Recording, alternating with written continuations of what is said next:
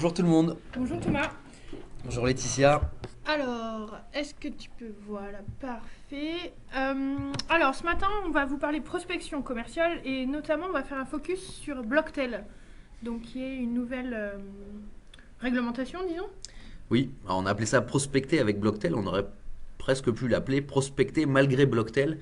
Effectivement, vous connaissez sûrement ce nouveau service qui est un petit peu plus contraignant. Mais on va voir que avec Ideal, quand on est bien organisé, eh ben, on peut quand même travailler sa prospection commerciale. Alors, Thomas, ce matin, juste pour mettre en appétit les gens qui vont nous suivre, on va faire un peu de démo et on va expliquer un petit peu en quoi consiste la réglementation. Voilà, on va regarder un petit peu ce que cette loi implique euh, aux marques et aux entreprises qui veulent faire de la prospection. Et on va regarder en démo comment faire une prospection et comment travailler avec la validation Blocktel, hein, puisque Blocktel en fait va nous indiquer qui on peut appeler, qui on ne peut pas appeler. Et pour ça, on va aller dans la version 2018, donc la toute dernière version qui vient de sortir et qui porte justement ces fonctions en lien avec le service Blocktel. Bon, super. Alors, prospecter avec Blocktel. Thomas, c'est parti. Alors effectivement, c'est une nouvelle liste rouge hein, qui a été lancée il y a 2 3 ans. Ça faisait partie de la loi Hamon sur la consommation.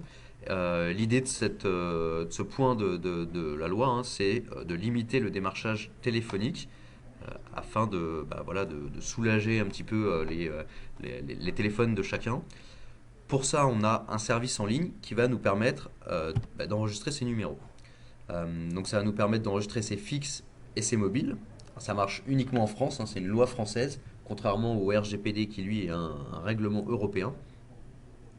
Donc c'est une initiative franco-française, même si c'est quelque chose qui existe dans tous les pays et dans d'autres pays européens.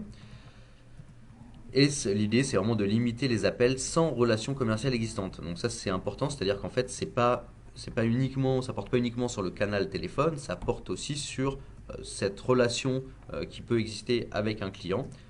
C'est-à-dire qu'en gros, si je suis déjà client chez Orange, Orange peut m'appeler et éventuellement me proposer des services additionnels.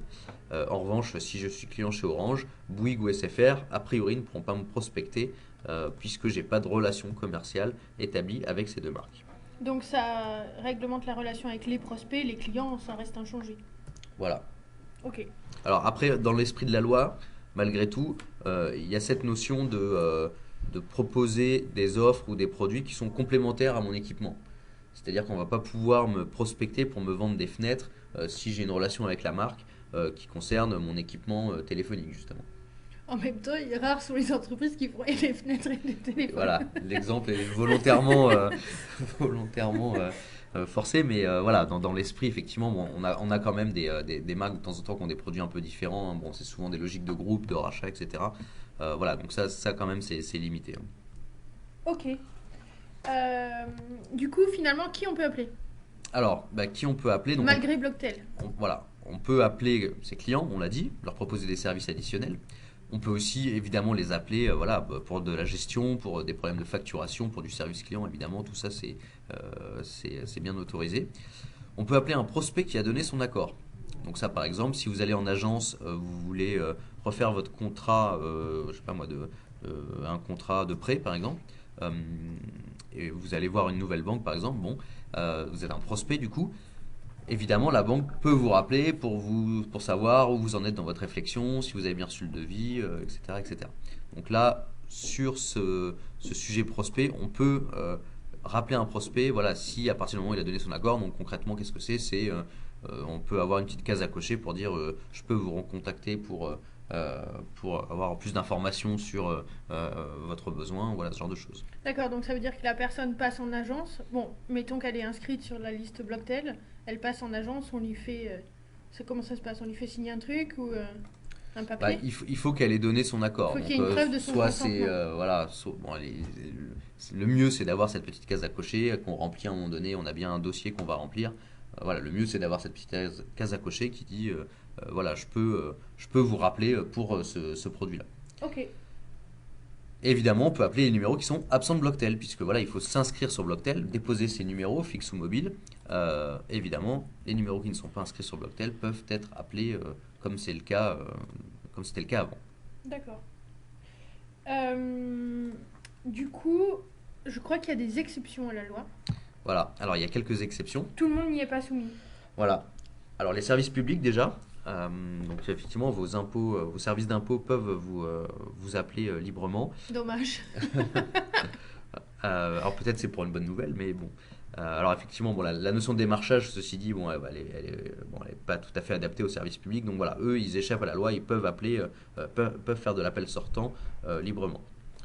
Les instituts d'études et de sondage.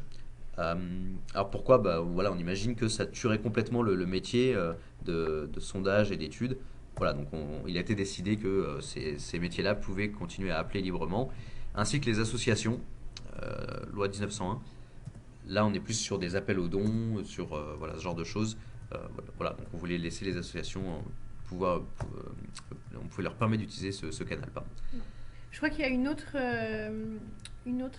un autre secteur d'activité sur la presse, non? Voilà, alors on n'en parle pas beaucoup, mais effectivement, la presse, papier, euh, a obtenu, on imagine, avec un petit peu de lobbying, et puis certainement en faisant jouer aussi le fait que c'est un secteur Qui est voilà, qui déjà a en quelques difficulté. difficultés. Voilà. Euh, donc voilà, la presse peut encore faire de la prospection téléphonique Vendre de voilà, l'abonnement. pour vendre ses abonnements. Ok. Alors, du coup, comment ça. Comment ça marche? Maintenant qu'on sait qui y est, qui y est soumis et qui n'y est pas, comment ça marche? Alors, bah, il faut, alors qu'on soit particulier ou pro, hein, on peut aller s'ouvrir un compte blocktel.gouv.fr. Ah, évidemment, ça va pas être les mêmes comptes si on est particulier ou si on est pro. Si on est particulier, c'est un compte très simple, on va pouvoir déposer ses numéros de téléphone. Il faut le renouveler tous les 3 ans, il me semble.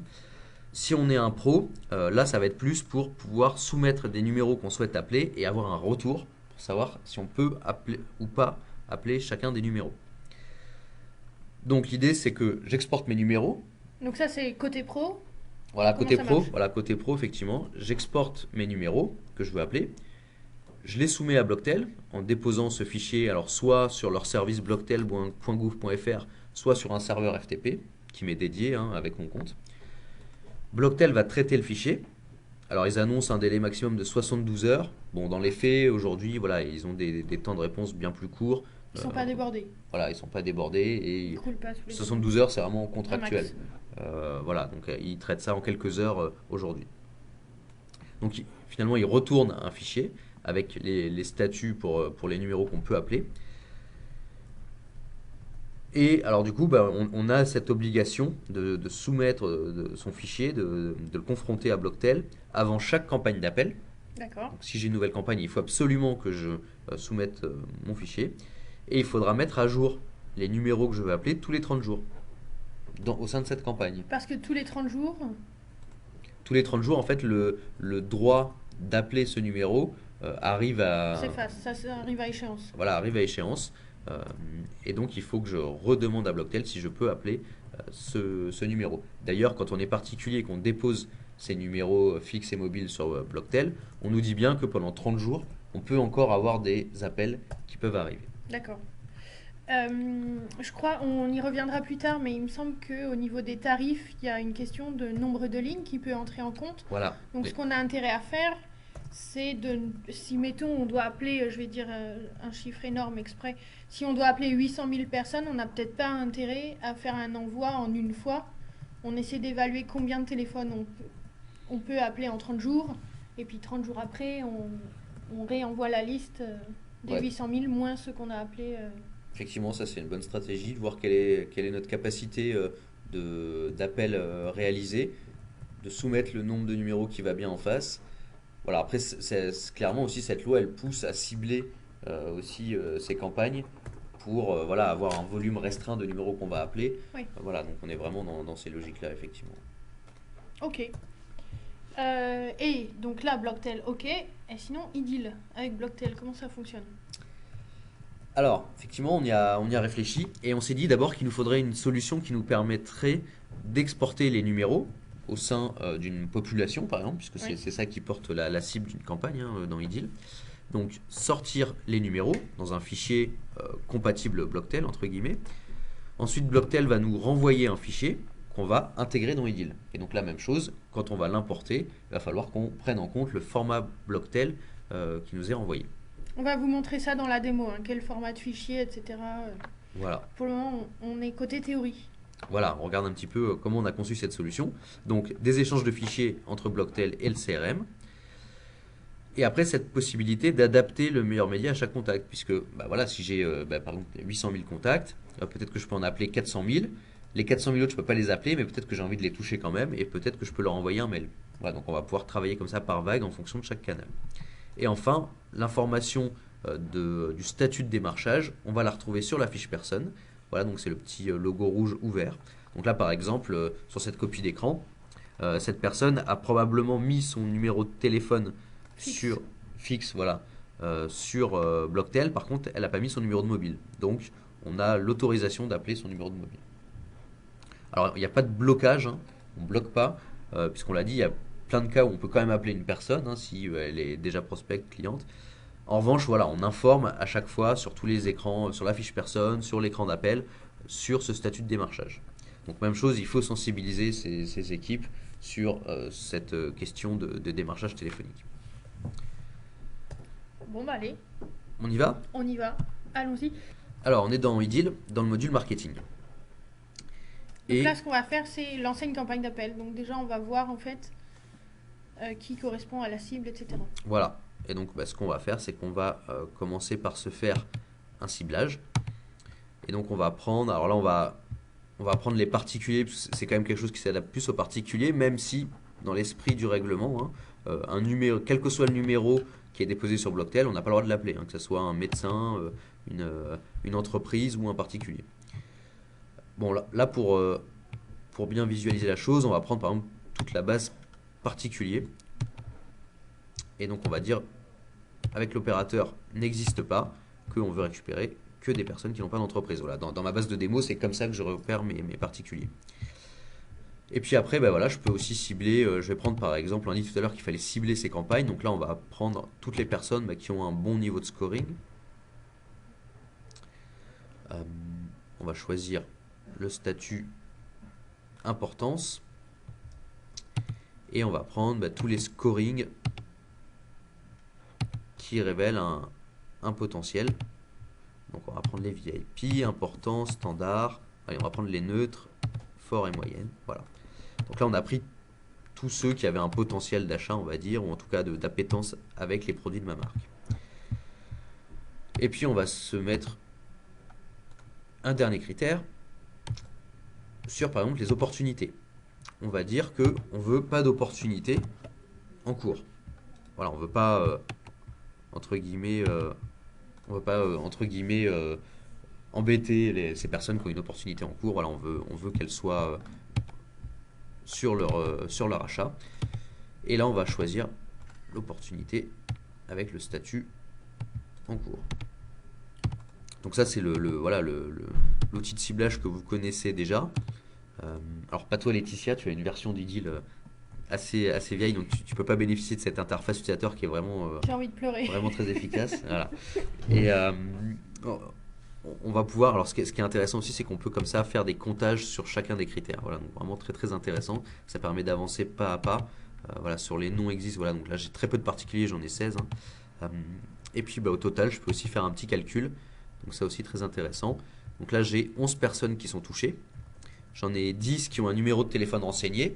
Alors ça ne veut pas dire que je pourrais les appeler du coup, puisqu'il faudra quand même qu'on ait le consentement obtenu depuis Blocktel pour les appeler.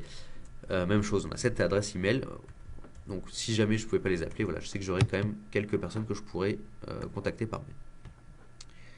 Et puis je peux aussi explorer, donc ça aussi c'est quelque chose qui existe dans ces fonctionnalités de ciblage qui est vraiment très très intéressant. Et par exemple, voilà, si je veux avoir le détail sur mon critère importance, là que j'ai utilisé tout à l'heure, je vois que j'ai aucun VIP, par contre j'ai des importants et des standards voilà, dans ma cible.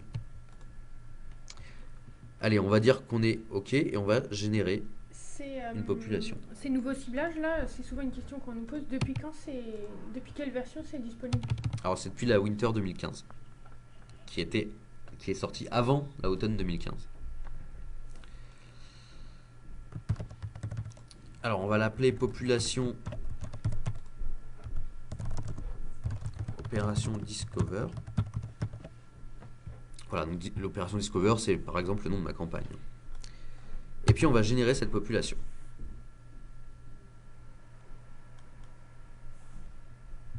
Alors ça peut être plus ou moins long hein, en fonction du volume. Bon là on est sur une petite base de démo, donc c'est relativement Ça rapide. vite, on a 11 personnes. 11 personnes, voilà, c'est vraiment une petite campagne. Hein. Et l'idée, voilà, c'est vraiment de vous montrer les fonctionnalités hein, et puis d'explorer un petit peu le module marketing. Voilà, donc je retrouve mes personnes, donc Jack Westbrook, Julien Dufournil, etc. etc. Je vois qu'effectivement, j'ai pas forcément que des personnes avec un mail.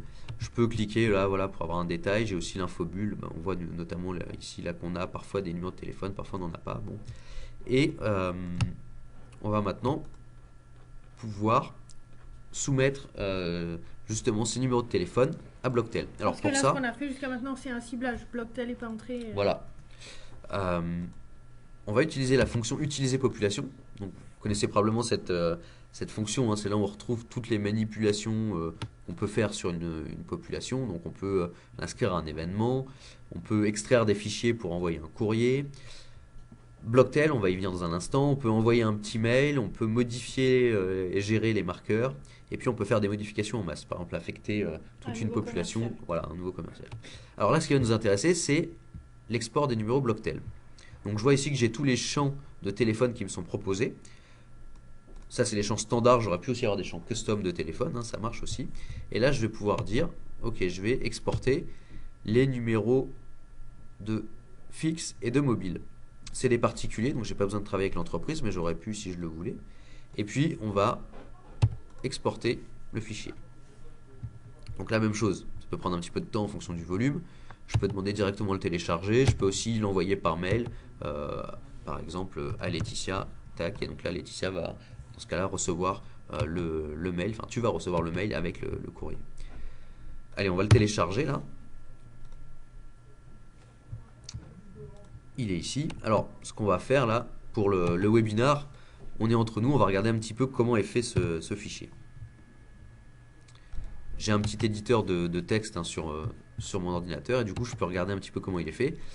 Mais là, en fait, une personne qui a besoin de lancer une campagne d'appel n'a pas besoin d'ouvrir son fichier en fait. Non, non, voilà, Elle c'est le vraiment. télécharge, Il n'y a pas besoin de l'ouvrir. Voilà, c'est vraiment pour voir comment c'est c'est la fait, pour curiosité qu'on là. comprenne. Là, La curiosité, on voilà. soulève le capot. Voilà, exactement. Et donc vous voyez, bah, c'est vraiment très simple. Hein. On a en première colonne, on a mis les numéros de téléphone.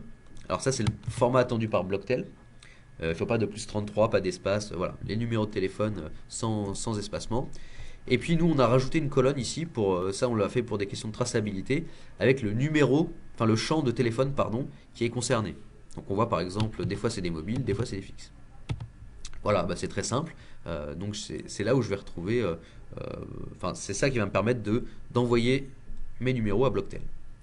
Alors après, comment ça marche dans Blocktel? Eh ben, il faut s'ouvrir un compte, hein, blocktel.gouv.fr. C'est très simple, on soumet le fichier et derrière, Blocktel va nous renvoyer un fichier. Alors, moi j'ai ça sur mon bureau, hein, je l'ai un peu préparé avant. Voilà, donc ça c'est par exemple le fichier de retour de Blocktel. Il me le renvoie au même format que je lui ai envoyé. Donc par exemple, on va l'ouvrir. Voilà, donc là par exemple, il m'a renvoyé uniquement 7 numéros. On retrouve ici les champs de téléphone. Et puis surtout, on a le OK. Donc ça, OK, c'est le statut qui me permet d'appeler ces personnes. C'est-à-dire que là, voilà, j'ai l'autorisation de les appeler. Les téléphones qui se sont fait recaler, disons, ils ne nous reviennent pas. Non, en fait, c'est ça c'est ce qu'on appelle le opt-out. Hein. C'est que par défaut, on a le droit d'appeler personne. Sauf ceux pour lesquels Blocktel nous a donné une autorisation. Et du coup, IDIL CRM, la solution de son côté, elle va faire le delta entre le premier fichier et le second. Et celui sur lequel elle n'a pas de retour, elle va nous mettre la petite coche rouge. Exactement, c'est exactement ce qui va se passer. Alors d'ailleurs, on peut aller voir, là, on va aller dans la base des particuliers. Voilà, on va chercher un particulier. Et par exemple, on va prendre, parce que là, on n'a pas encore importé le fichier, hein, mais justement, ça va être intéressant. On va prendre ce numéro. Voilà, donc une certaine Julia Perrier.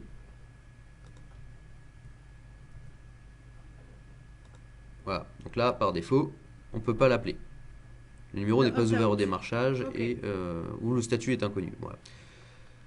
Alors maintenant, on va importer notre fichier et puis on va voir que le statut va évoluer. Donc là, le statut, hein, vous l'avez vu, c'est à côté du numéro de téléphone, c'est la petite image rouge ou verte du coup. Alors, on va aller dans Opération et puis on a un petit menu là, Import Blocktel. Hein. Donc évidemment, on n'a pas besoin de manipuler les fichiers. Hein. Là, on les a vus entre nous histoire de bien comprendre. Mais en vrai, on n'a pas besoin de voir les fichiers. Bon, j'ai pas d'import Blocktel dans ma base, donc je vais en créer un nouveau. Et là, bah, c'est très simple. Hein. Je vais lui donner mon fichier de retour.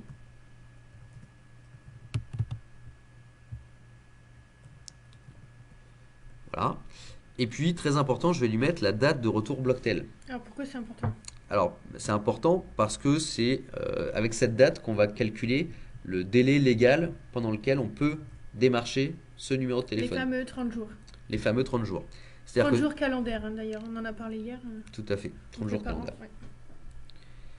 Et alors, c'est important, si par exemple Blocktel m'a fait le retour seulement hier, j'ai pas eu le temps de l'importer encore dans Edil, Oui.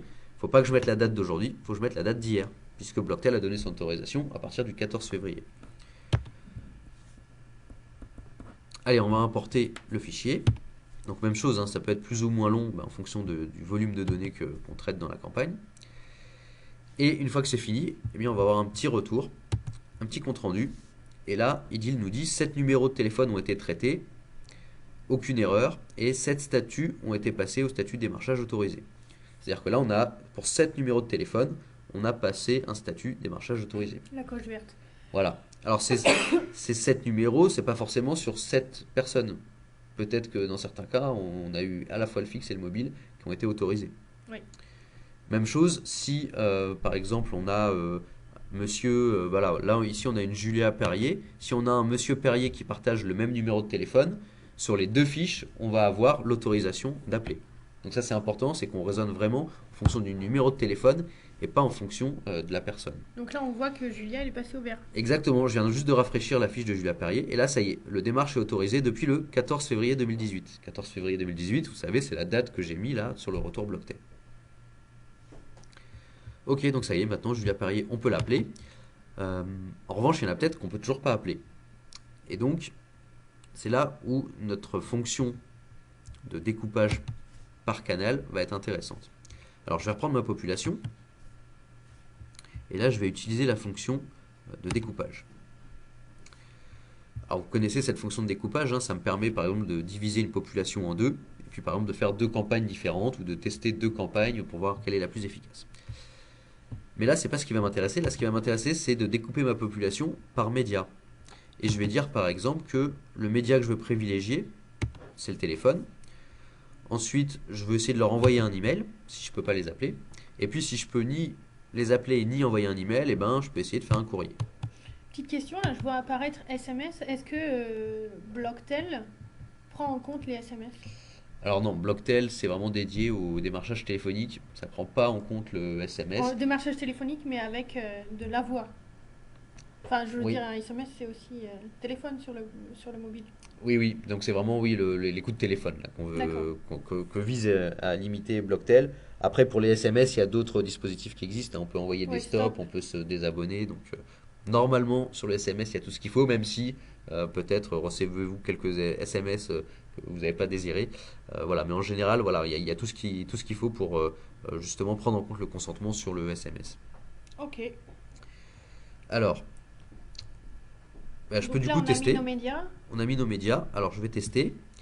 Voilà, donc là, je peux appeler 10 personnes et je peux envoyer un email. Par contre, j'ai pas coché Ok. tenir compte du statut de démarchage Blocktel.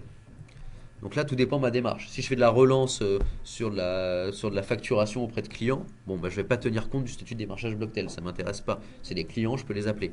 Là, je suis en prospection. Il faut donc que je tienne compte de ce statut de démarchage. Et donc là, si je fais tester, bah, on va avoir un résultat un petit peu différent. Voilà, bah, il y en a que 7. Donc il y en a Les 3. 7 qu'on a reçus. Voilà, donc ces 7-là sont absents de Blocktel, on peut les appeler. Il y en a 3 probablement qui étaient inscrits sur Blocktel et du coup, je ne vais pas pouvoir les démarcher. En revanche, on peut peut-être leur envoyer un email ou leur envoyer un courrier. Alors je peux vérifier, peut-être que j'ai aussi des personnes que je ne peux pas contacter du tout parce que j'ai ni coordonnées ni consentement.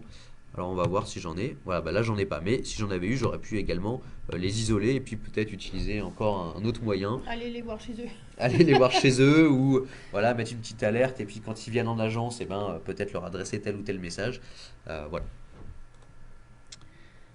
À noter aussi qu'on peut tenir compte du média préféré. Si à travers un service client ou un formulaire de collecte de données, vous avez pu obtenir le média préféré de la personne, ça peut être intéressant de le prendre en compte. Si je dis que je vais être contacté par email, par exemple, forcément, un appel téléphonique bah, va être moins bienvenu. Parfait. Ok, et bien maintenant qu'on a fait notre logique de découpage, On on va découpe. pouvoir y aller. Allez, on découpe, on prend les ciseaux. Et voilà, on obtient donc nos quatre populations. Donc on a la population téléphone, la population email, la population courrier. La population haute, bon j'aurais pu la décocher, mais voilà, là, il me l'a quand même généré. Alors ce qu'on va faire de ces populations, bah, téléphone on va le voir dans un instant, mais email, bah, ça vous connaissez probablement le module NetBusiness, hein, donc on va pouvoir utiliser ce module pour envoyer une campagne d'email. Courrier, ce qu'on va pouvoir faire, c'est soit on peut utiliser les fonctions de publipostage de iDeal. Voilà, on le recommande entre jusqu'à 50 ou 100 courriers, donc voilà des petits volumes. Si vous avez des gros volumes de courriers à envoyer, ben, on peut travailler avec un routeur et on peut extraire toutes les données d'adresse, tout un tas d'informations sur le client si on veut personnaliser le courrier. Et on peut transmettre ça à un routeur un, pour un routage. Attention, hein, petit astérisque parce que c'est dans notre actu cette semaine. Si vous faites appel à un routeur, c'est un de vos sous-traitants qui va traiter des données caractère personnel de vos clients. Pensez à vos contrats, je dis ça, c'est dans le cadre du RGPD qui arrive bientôt. Voilà. Voilà, oui, C'est effectivement, le petit rappel RGPD. parce que cette semaine on a publié un livre blanc sur le RGPD que vous pouvez d'ailleurs retrouver sur notre homepage de site web.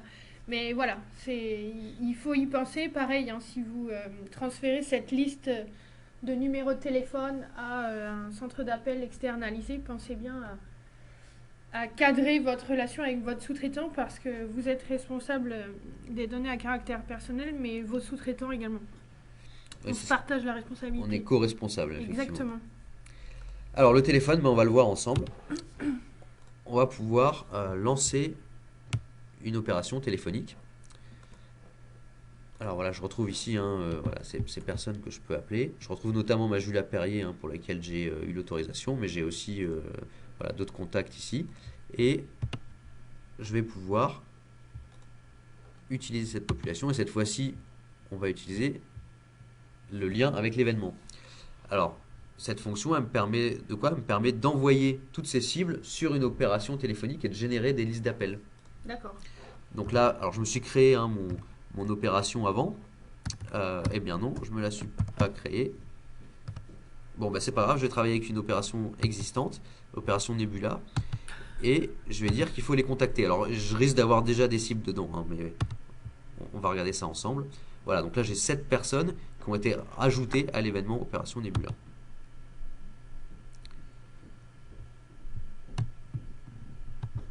Et là, si je vais dans mes cibles, voilà, alors je vais retrouver, bon, c'est une opération existante, donc j'ai déjà des données, mais j'ai en plus toutes celles qui ont été ajoutées, donc je vais retrouver notamment Notre Julia est où? la Julia Perrier, voilà, elle est ici, donc elle, voilà, elle est à contacter. Voilà, et si je vais sur la fiche de la cible et que j'essaye de la contacter, alors je crois qu'on a quelques questions là en attendant, là, parce que j'ai une petite lenteur réseau. Exactement. Dans le cas de plusieurs campagnes, si une personne s'est inscrite dans Blocktel entre le premier ciblage et le démarrage effectif de la campagne, l'individu est-il automatiquement supprimé des deux ciblages? Alors, bah, vous savez, c'est cette histoire de 30 jours. C'est-à-dire qu'en fait, quand vous... Cette latence-là. Voilà, en tant que particulier, vous êtes informé quand vous ajoutez vos numéros que pendant 30 jours, il est quand même possible que vous ayez des numéros de téléphone. Donc si vous avez l'accord de Blocktel le 1er février, vous avez jusqu'à la fin du mois pour appeler cette personne. Et si elle s'inscrit le 5 février, eh ben, voilà, le retour ne sera pas automatique, mais c'est le service Blocktel qui est prévu comme ça. Voilà, donc il faut... voilà, c'est un cas... c'est un cas un peu limite, mais qui peut quand même arriver. Voilà, sur un gros volume, on peut en avoir. Donc, pour répondre à la question, l'individu ne sera pas supprimé des deux ciblages, Non. mais il a été prévenu par Blocktel qu'il y avait ce temps de latence. Voilà. Parfait. Et effectivement, ça peut être aussi une petite objection qu'on peut donner à ces agents. C'est-à-dire que si quelqu'un nous dit pourquoi vous m'appelez, je suis inscrit sur Blocktel, peut-être on peut demander la date d'inscription sur Blocktel. Et puis si ça date d'hier, ou en tout cas si c'est récent et que c'est inférieur à 30 jours, voilà, tout s'explique. C'est normal que cette personne n'ait pas pu être rejetée par Blocktel lorsque on a soumis le fichier. Parfait. Alors, on a retrouvé notre Julien. Voilà, et donc si j'essaye de l'appeler, voilà, je retrouve ici, sur la liste de tous les numéros où je peux la contacter, le statut de démarchage. Donc là, voilà, j'ai le droit de l'appeler, donc c'est bon. Une petite dernière chose, parce qu'après, voilà, on l'a pas vu, mais sur cette fonction d'événement, on va pouvoir ici définir une date de début, une date de fin. Donc là, c'est une opération qui va commencer le 30 avril, finir le 25 juin. Je l'ai associé à une origine, d'accord? Donc ça va me permettre d'avoir tous les retours des appels téléphoniques. Voilà, donc s'il y a des prises de rendez-vous, s'il y a des opportunités détectées, des inscriptions à des événements, du chiffre d'affaires généré, et bien tout ça va être consolidé au niveau de l'origine et je vais vraiment avoir un retour chiffré sur mon opération marketing. Cette origine, elle est transverse, ça peut aussi concerner des emailing, des envois de courrier, donc pas uniquement une opération téléphonique.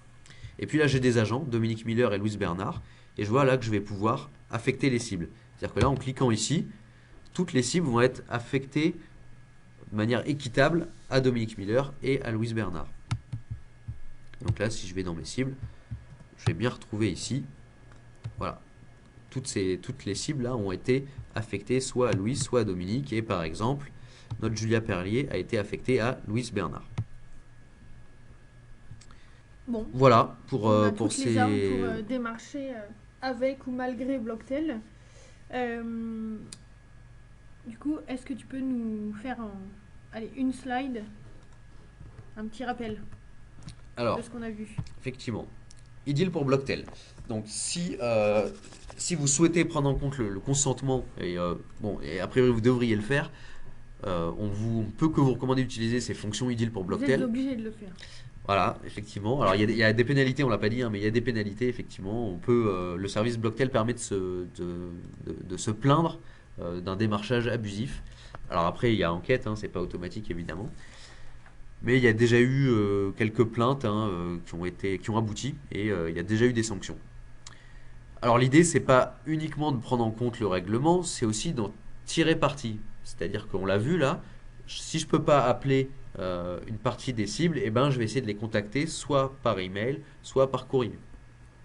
Donc l'idée, c'est vraiment d'adapter le meilleur média à utiliser en fonction des caractéristiques de ma cible et notamment en fonction du consentement parce qu'on le voit, c'est vraiment une notion à prendre de plus en plus en connaissance avec Blocktel mais aussi avec le RGPD. Voilà, le règlement insiste beaucoup sur le consentement et sur la transparence qui est faite de la manipulation des données personnelles. Et alors si j'ai pas iDeal 2018, parce que là, Blocktel, c'est disponible depuis la dernière version. C'est disponible depuis la dernière version. Alors, on peut quand même rentrer en conformité avec Blocktel, puisqu'on peut customiser iDeal. Alors, quelques petits conseils, si vous customisez iDeal pour justement prendre en compte le consentement et le statut de démarchage Blocktel, faites bien attention à raisonner par numéro de téléphone, et pas raisonner fiche par fiche. D'accord, mais ça c'est pour le cas où vous auriez par exemple plusieurs personnes d'un foyer qui partagent le même numéro ou plusieurs personnes qui partagent le même numéro au sein d'un bureau. Donc faites bien attention, même si vous interrogez la possibilité d'appeler Julia Perrier, il faudra aussi modifier probablement le numéro de fixe s'il est partagé sur les fiches de Julia Perrier et de Loïc Perrier par exemple. Il y a des secteurs d'activité qui sont plus sujets à ça, les mutuelles par exemple avec les foyers, les banques. Alors c'est vrai que oui, avec cette notion de foyer qu'on voit beaucoup dans nos clients mutuels, il faut bien faire attention à ça, oui, effectivement. Okay. Le numéro de mobile aussi peut être partagé parfois. On a certains foyers où on utilise un mobile et puis ou alors le mari a indiqué le numéro de mobile de sa femme par exemple et du coup on l'a collecté sur sa fiche. Bon voilà. En tout cas, il faut bien raisonner par numéro de téléphone et pas uniquement par fiche client. Adopter le opt-out. Donc c'est-à-dire que voilà, si on veut vraiment être conforme, il faut considérer qu'on peut démarcher personne par défaut. C'est-à-dire que si on- Personne parmi les prospects. personne parmi les prospects, et c'est-à-dire que même si on n'a pas l'information, ça veut dire qu'on ne peut pas les appeler. Et il ne faut pas considérer que si on n'a pas l'information, on peut les appeler. Oui. Sinon, évidemment, ce serait trop facile. Voilà, et puis bien faire attention à cette date de retour Blocktel, hein, puisque c'est elle au niveau du délai qui va vous permettre de calculer la fin d'autorisation de démarchage pour un fichier ou un numéro donné.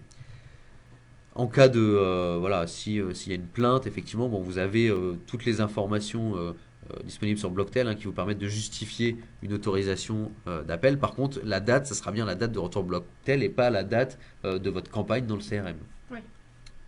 Les tarifs, tout à l'heure, on les a évoqués. Alors effectivement, les tarifs, La grille est un peu compliquée. c'est un peu compliqué. Voilà, donc il faut étudier en fonction de votre volumétrie, hein, où vous vous situez. Donc il y a des frais potentiellement d'inscription, une redevance annuelle et puis un abonnement par an. Donc là, voilà, ça dépend vraiment du nombre de sollicitations de fichiers que vous allez soumettre et de nombre de lignes dans les fichiers. Dans l'esprit, on a essayé d'adapter un petit peu ça pour les PME et pour les grandes marques qui Les manipulent grands beaucoup de centres données. d'appel. Voilà. Euh, mais voilà, bon, ce qu'on peut dire, c'est que c'est pas donné quand même, hein. Tout ça n'est pas fait pour nous faciliter la tâche, effectivement. Donc encore une fois, le but de Blocktel, c'est bien de limiter le démarchage téléphonique. Après, en tant que particulier, on est peut-être content d'avoir moins d'appels pour traiter les poutres de la charpente et Effectivement, les fenêtres. effectivement. Ok. Mais Bon. voilà, ce qu'on peut dire sur les tarifs Blocktel. Euh, alors, ça, c'est ce qu'il y a actuellement dans Idyll. Oui. Ce qu'il est prévu pour l'avenir, pour cette partie prospection commerciale. Qu'est-ce qu'il y a dans la roadmap? Alors, ce qu'il y a dans la roadmap, c'est d'abord travailler la qualité de données. Ce qu'on voudrait mettre en place, c'est avoir des retours sur les coordonnées, sur la saisie utilisateur et l'existence effectivement de la donnée. Par exemple, si je saisis un numéro de téléphone, Oui. ce qu'on voudrait, c'est d'abord que Idyll me dise si le numéro de téléphone est au bon format. Bon, première chose. Deuxième chose, ça c'est déjà possible, hein. Et deuxième chose, c'est de savoir si ce numéro existe et s'il n'est pas sur liste rouge, et de l'avoir, cette information, en direct. D'accord. Alors, à ce jour, Blocktel ne permet pas d'être interrogé en direct, mais voilà, le service va probablement évoluer et voilà, on pourra avoir cette information en direct si, bon, évidemment, le service Blocktel évolue. Deuxième sujet sur lequel on travaille, c'est le couplage entre le CRM et la téléphonie. On est en train de travailler sur des solutions alors là, d'utilisation pour améliorer l'expérience utilisateur sur tout ce qui concerne les appels téléphoniques, que ce soit entrant ou sortant d'ailleurs. Donc ça concerne aussi les services clients. L'idée, c'est vraiment d'éviter d'avoir un bandeau CTI et un CRM soit superposé, soit sur chaque écran. On veut avoir les deux dans le même espace de travail et de pouvoir explorer librement le CRM tout en conservant Le bandeau. le bandeau et le contexte de l'appel, avec des raccourcis, etc. Donc voilà, on travaille sur une solution qui est vraiment une solution d'expérience plus- utilisateur, là. Plus d'intégration. Voilà. Et enfin, on travaille sur la solution de chat. Bon, si on a des difficultés à contacter nos prospects, peut-être qu'on peut miser un peu plus sur le canal chat, par exemple. Voilà, donc là, on travaille avec des partenaires pour voilà, vraiment intégrer ce média à la relation client. Parfait. Alors, on en a fini, nous, ce matin, avec le webinar sur la prospection commerciale avec ou malgré Blocktel. Merci à tous. Excellente journée. Merci Thomas. Merci Laetitia.